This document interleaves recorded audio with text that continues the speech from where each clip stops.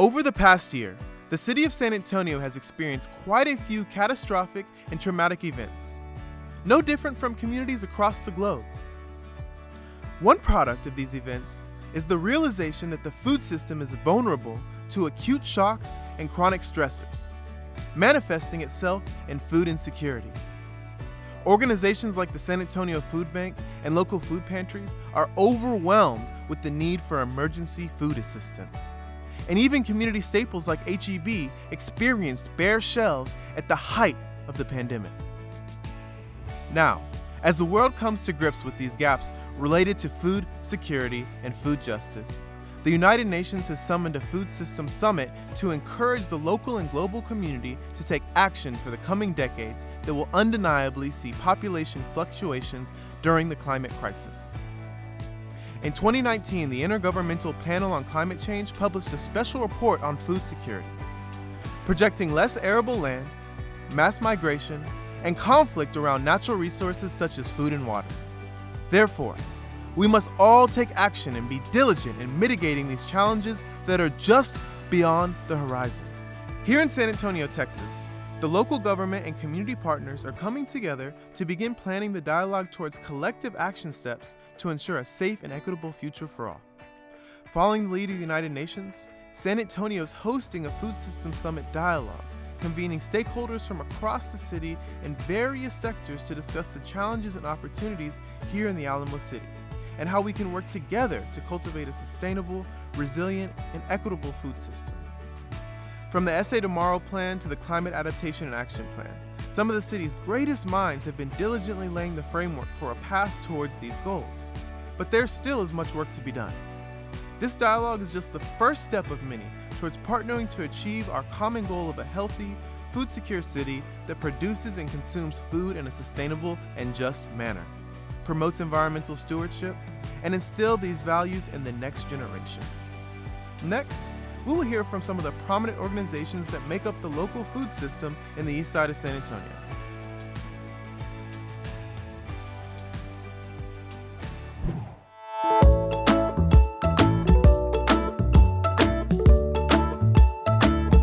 Well, first of all, we really feel that gardens are really important. One of the things that we really advocate here is having garden to table. And so when we're working with our children, we want to teach them that what they plant actually comes to the table, and they use that to make whatever recipes. A lot of times we'll get picky eaters that come to Pre-K for SA, but they turn out not to be picky eaters because they try so many things, because they have their friends, they actually grow the plants, and they actually make the meals. So it really changes the way they think about food. When they come outside on the playground, they actually work the garden. So they're pulling weeds, they're watering, they're digging around. They're just the cutest thing because they really enjoy taking care and seeing how it grows. But they truly enjoy it. We have mud boots, so it doesn't matter if it's wet outside. They're able to take care of and be in the mud and take care of the plants. But they truly do enjoy the growing, and they have plants in their rooms. It's something that's really important, and they really enjoy it. The Greenies is a 10-acre urban farm that the county is doing in partnership with the Bexar County Ag Extension Service in order to provide fresh fruits and vegetables for those who are in need in the community. There's going to be all kinds of classes, everything from falconry to financial literacy to how to make fresh vegetables to beer and wine. We are in a food desert on the east side. We're in an area that has been low income for many years, and people really haven't had a good selection in their grocery stores of fresh fruits and vegetables. And many of those vegetables that are available are very expensive, and people often pass them by. I think the benefit is that we are leading as the county to try and give awareness to the fact that not only are fresh fruits and vegetables tasting great, but they're going to have really great outcomes for your health as you use them over the long term. I believe that this long journey is really going to lead us to great buildings where we have actually the ability to have revenue generated for the county from things like events, as well as the produce that we may end up selling and reinvesting back into the farm and the neighborhoods.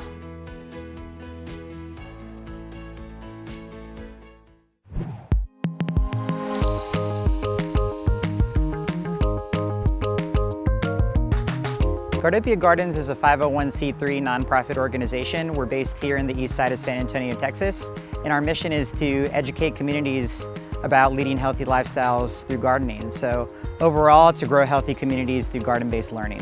So Gardopia supports the local food system through education. We go out to schools, community centers, churches.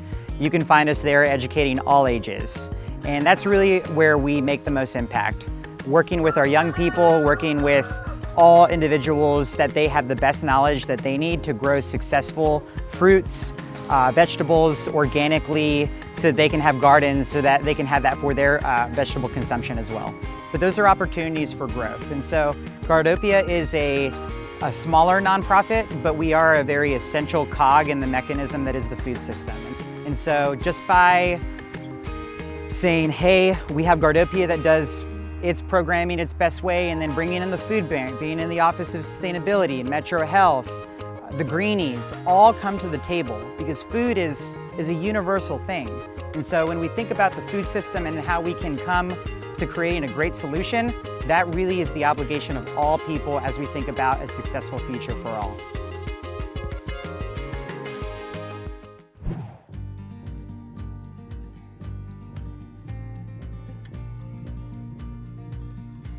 So Local Sprout as a food hub tries to connect agriculture itself, both the agriculture that we cultivate here, the ranchers that are producing their meat off-site, and various farmers that we've reached out to kind of through our various connections, and connect them with processors and manufacturers to make value-added products that then can go out to consumers as fully fleshed out ingredient.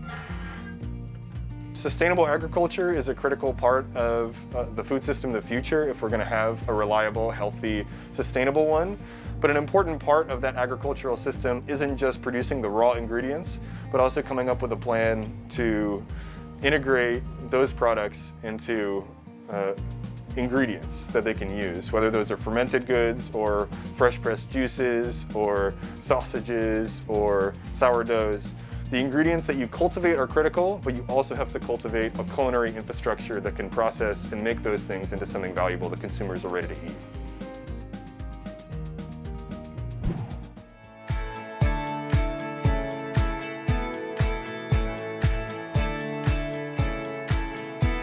We are going to have a community garden here. So we'll have volunteer opportunities for the residents to tend to that garden, much like they do in Austin. We gained a lot of inspiration from the Community First Village in Austin. They have a wonderful program. As far as emergency food services, hopefully there won't be much of an emergency because there will be a constant supply of both hot meals at the Catholic Worker House as well as food pantry. So Catholic Worker House, they get sometimes more donations than they can handle. They have, they work with Augie's Barbecue, Whole Foods. I know I'm forgetting a bunch, but they have a wonderful donation supply for the hot meals, and so there's really no concern there. In terms of the residents purchasing their own meals, hopefully because of the rent cap at 30%, they're able to afford their own food. But we will have a free food pantry on site as well for some of those staples if they're needing a little bit of help.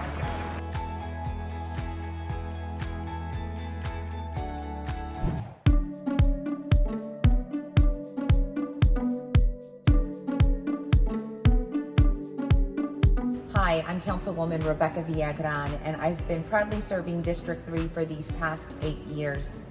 I started the Viva San Antonio Healthy Corner Store Initiative pilot program with community partners to integrate healthy food options into neighborhood stores throughout San Antonio communities that are considered food deserts.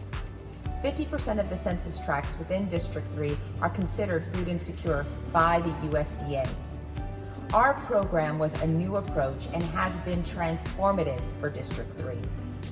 Now, we are expanding this program to Districts 1, 2, 4, and 7. This access to healthy fruits and vegetables will now be in over 20 stores throughout San Antonio. I am so proud to see my vision come to fruition as it expands into all 10 City Council districts.